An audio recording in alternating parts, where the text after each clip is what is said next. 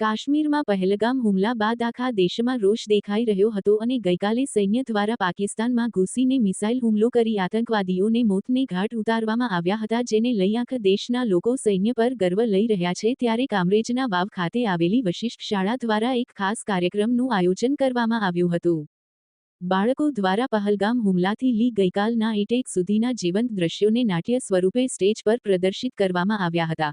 ત્યારબાદ શાળાના શિક્ષકો દ્વારા યુદ્ધની પરિસ્થિતિનું નિર્માણ થાય તો કઈ રીતે તેનાથી બચી શકાય, સાયરન વાગવાનું મહત્વ શું છે તેમજ અન્ય મુદ્દાઓ પર શાળાના બાળકોને માહિતી આપવામાં આવી હતી। જગદીશ ભરવાડ, ન્યૂઝ 14 કામરેજ। મારું નામ મેહુલ વાડદુરિયા છે। હું શ્રી વશિષ્ઠ વિદ્યાલયમાં એઝ અ પ્રિન્સિપલ તરીકે વર્ક કરું છું।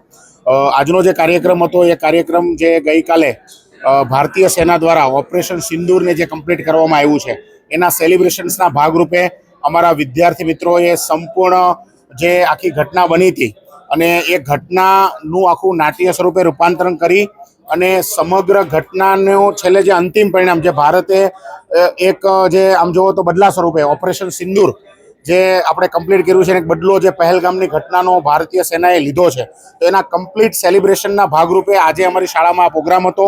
આ ઉપરાંત વિદ્યાર્થી મિત્રોને અમે કમ્પ્લીટલી સાવચેત કર્યા છે કે જો ભારત અને પાકિસ્તાન વચ્ચે કોઈ પણ પ્રકારની યુદ્ધની પરિસ્થિતિ સર્જાય તો એઝ અ વિદ્યાર્થી તરીકે આપણે કઈ કઈ કાળજી લેવાની છે, આજુબાજુના આપણા રહેતા લોકોને પણ આપણે શું ગાઈડન્સ આપી શકીએ અને આપણે આ યુદ્ધની પરિસ્થિતિમાં શું કરી શકીએ, આ સંપૂર્ણ માહિતી પણ આ પ્રોગ્રામની અંદર આપવામાં આવી હતી।